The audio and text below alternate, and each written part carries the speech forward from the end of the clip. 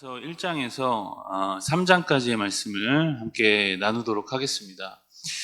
우리가 지난 시간 이제 욥기, 시편, 잠언, 그리고 전도서, 아가서까지 이제 시가서를 다 마치고 이제 오늘부터 선지서가 시작됩니다. 그 선지서의 첫 번째 책이 바로 이사야서입니다. 이사야는 이제 선지자의 이름이고 그 뜻은 이제 여호와는 구원이시다라는 그런 의미를 가지고 있습니다. 이사야의 이름에 담긴 것처럼 이사야서 전체의 주제는 여호와 하나님이 나의 구원자시다라는 그런 그 주제를 가지고 있습니다. 이사야 선지자는 이제 남유다의 10번째 왕이었던 이제 우시야 때로부터 13번째 왕이었던 히스기야 때까지 이제 왕성하게 활동했던 선지자입니다. 6장에 보면 우시야 왕이 죽던 해에 이제 이사야가 하나님께 이제 부름을 받게 되죠. 이제 소명을 받는 겁니다. 그렇게 활동하다가 이제 14번째 왕이었던 이제 므낫세 왕 때 이제 순교한 것으로 그렇게 알려지고 있습니다. 히브리서 11장에 보면 이제 믿음의 선진들이 쭉 나오고 이제 톱으로 켜서 죽임당한 이제 순교자의 순교자가 소개가 되는데 많은 학자들이 이제 톱을 켜서 죽은 사람이 바로 이사야다라고 그렇게 이야기합니다. 이사야서는 특별히 이제 성경 전체 축소판이라고 할 수 있습니다. 성경이 이제 전체가 66권이고 구약이 39권, 그리고 신약이 27권이죠. 이사야서 역시 이제 66장, 전체가 66장이고 1에서 39장까지가 그 내용이 이제 한 묶음이고 40에서 66장까지가 내용상 이제 또 한 묶음이라고 할 수 있습니다. 여러분, 구약 성경이 인간의 죄로 시작해서 구원자가 오실 것에 대한 예언으로 맞춰지는 것처럼 이사야서 역시 인간의 죄로 시작해서 이제 의의 왕이 오시는 것을 예언하면서 맞춰지고, 신약 성경이 세례 요한의 외침으로 시작해서 새하늘과 새 땅의 도래로 끝이 나듯이 이사야의 둘째 부분도 이제 광야에 외치는 소리에서 시작해서 새하늘과 새 땅의 도래함으로 맞춰집니다. 이것이 이제 우리가 이사야서의 간단한 이제 서론적인 내용입니다. 이제 본론으로 우리가 들어가서 1장 1절에서 보듯이 이사야서는 하나님이 이사야에게 이제 유다와 예루살렘에 대해서 보여준 계시의 말씀입니다. 여기서 이제 선지자의 가장 기본적인 덕목을 우리가 볼 수가 있죠. 선지자는 하나님이 계시하시고 또 보여주신 것을 말하는 사람이라는 겁니다. 2절과 3절에 보면 이제 하나님께서 인간의 죄에 대해서 이제 지적하면서 이제 말씀이 시작이 되죠. 거역하는 백성들과 그리고 주인을 알아보지 못하고 깨닫지 못하는 백성들에 대한 이제 고발인 겁니다. 우리 5절과 6절의 말씀을 우리 함께 읽겠습니다. 너희가 어찌하여 매를 더 맞으려고 폐역을 거듭하느냐. 온 머리는 병들었고 온 마음은 피곤하였으며 발바닥에서 머리까지 성한 곳이 없이 상한 것과 터진 것과 새로 맞은 흔적뿐이거늘 그것을 짜며 싸매며 기름으로 부드럽게 함을 받지 못하였도다. 여러분, 하나님은 우리가 죄를 지을 때 이제 마음이 찢어지십니다. 그래서 부드러운 음성으로 이야기도 하시고 때로는 듣지 않으면 또 회초리도 드시기도 하죠. 나중에도 그렇게 해도 이제 듣지 않으면 이제 크게 징계를 당하기도 합니다. 그래도 알아듣지 못합니다. 근데 유다 백성들이 지금 그런 상태라는 겁니다. 아무리 얘기해도, 아무리 하나님께서 경고를 해도 이제 듣지 못하는 상태가 되었다는 거죠. 그러나 그들은 신기하게도 역사 속에서 완전 사라지진 않습니다. 완전 멸망하진 않는 거죠. 왜냐하면 하나님께서 택한 백성, 자녀들이기 때문입니다. 결국에는 살리려는 것이 하나님의 뜻이었기 때문이죠. 죄에 대해서 이제 변론하는 내용과 이제 회복에 대한 예언이 1장에서 쭉 이어집니다.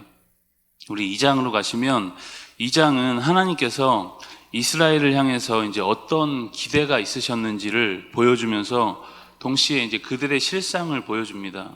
3절과 4절에 보면 하나님은 이스라엘이 말씀을 듣고 그 말씀대로 살아가면서 전쟁의 기구를 농기구로 만드는 시대처럼 평화와 평안을 그들에게 주기 원하셨습니다. 그런데 그들은 이제 반대로 살아가죠. 미신을 숭배하고 또 이방인의 풍속을 따릅니다. 그리고 우상을 섬기면서 그것을 따라간다는 거죠. 여러분, 사실 우상이라는 것이 성경은 아무것도 아니다 그렇게 이야기를 합니다. 우상은 정말 아무것도 아니죠. 우상은 인간의 손으로 만들고 거기에 의미를 부여해서 우리가 스스로 거기에 엎드리는 겁니다. 여러분, 엎드린다는 것은 이제 그것들을 섬긴다는 의미죠. 여러분, 왜 그렇게 아무것도 아닌 존재를 우리가 그렇게 우상화해서 섬기는 걸까요? 나의 정력과 또 내가 바라는 소원들을 그 우상 안에 우리가 투영시키는 겁니다. 그래서 다 그런 건 아니지만 내 맘대로 이제 어느 정도 하고 싶은 거죠. 여러분, 우상과 하나님의 차이가 뭡니까? 여러분, 하나님은 내 맘대로 잘 안 되죠. 오히려 그 뜻에 우리가 때로는 순종을 해야 되고, 원하지 않는 삶도 우리가 때로는 하나님 뜻에 맞게 살아내야 합니다. 때로는 하나님이 너무 좋기도 하지만 어쩔 때는 불편하기도 한 거죠. 그런데 우상은 그렇지 않습니다. 내가 원하는 대로 다 할 수 있습니다. 내가 원하는 대로 해줘야 우상인 거죠. 이스라엘은 그런 우상을 섬겼다는 겁니다. 그렇게 우상을 섬기고 죄를 사모하는 삶에 어떤 결과가 있을까? 우리 17절과 18절의 말씀도 함께 읽겠습니다. 그날에 자고하는 자는 굴복되며 교만한 자는 낮아지고 여호와께서 홀로 높임을 받으실 것이요 우상들은 온전히 없어질 것이며.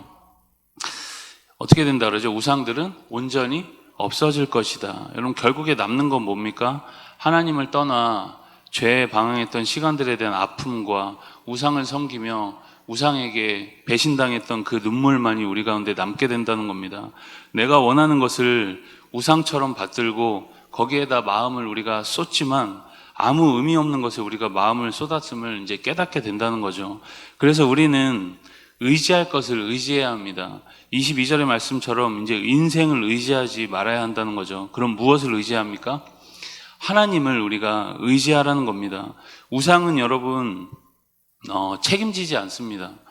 그러나 하나님은 책임지십니다. 하나님을 의지하면 하나님께 책임이 돌아갑니다. 하나님께 간구하면 그래서 하나님이 일하신다는 거죠. 그러나 인간을 의지하고 또 우상을 바라보면 모든 책임이 다 나에게 돌아온다는 겁니다. 여러분, 우리 모두가 하나님을 의지할 수 있길 바랍니다. 우리 3장은 남유다에 대한 하나님의 경고와 또 심판에 대해서 이야기합니다. 사회 전반이 이제 혼란스럽죠. 소년들이 어른들을 다스리고 또 서로 학대하고 싸우고 젊은이가 노인에게 대드는 모습을 볼 수 있습니다. 이제 질서가 완전 파괴된 모습이라는 거죠. 하나님이 여러분 안 계신 세상은 이렇게 질서가 파괴되고 좋은 권위마저 다 무너집니다. 우리 3장 8절의 말씀도 함께 읽겠습니다. 예루살렘이 멸망하였고 유다가 엎드러졌음은 그들의 언어와 행위가 여호와를 거역하여 그의 영광의 눈을 범하였음이라. 아멘. 여러분, 그들의 멸망은 그들이 여호와 하나님을 거역하고 반항했기 때문이다, 그렇게 이야기를 합니다.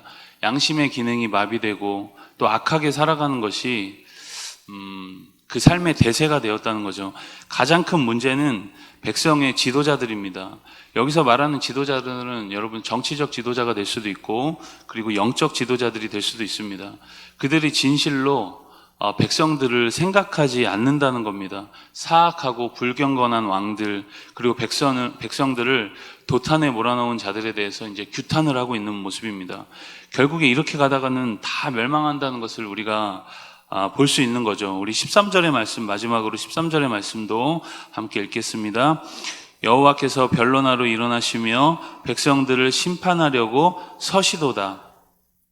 여러분, 변론이라는 말이 여기서 무슨 의미를 가지고 있을까요? 변론한다는 것은 싸운다는 말입니다. 그들을 지으시고 그들을 그렇게 사랑하시는 여호와께서 그들과 이제 변론한다, 싸우겠다는 말입니다. 심판이 분명하다라는 것을 표현하고 있는 그런 의미인 것이죠. 그래서 14절부터 15절은 장로들과 고관들과 같은 사회 지도층들, 그리고 16절에서 23절까지는 남유다 여성들의 교만과 사치와 음란에 대해서, 그리고 25절에서 26절은 유다가 여호와 하나님의 엄청난 심판으로 인해서 겪게 될 이제 처참한 말로에 대해서 경고하고 있습니다. 여러분, 지금 우리는 하나님의 은혜가 그리스도 안에서 여전히 유효한 그런 시대와 그런 시대 안에서 우리가 살고 있습니다. 그러나 은혜에는 때가 있다는 거죠. 보라, 지금은 은혜 받을 만한 때요 구원의 날이로다. 그 말은 뭡니까? 여전히도 하나님의 긍휼이 우리가 가운데 있지만 죄악 가운데 있는 백성들에게 계속 은혜가 지속되는 것은 아니다. 보라, 구원 받을 만한 때가 있다라는 겁니다. 여러분, 우리가 심판의 날이 이르기 전에 이 땅을 위해서 기도하고 또 우리가 우리의 가정과 개인이 바로 서길 바라면서 오늘도 여러분 하나님의 심판을 항상 기억하는 그런 복된 은혜의 날이 다 될 수 있길 주님의 이름으로 축복합니다. 우리 이사야서 1장에서 3장까지의 말씀을 경청합니다. 주의 말씀은 내 발의 등이요 내 길의 빛이니이다.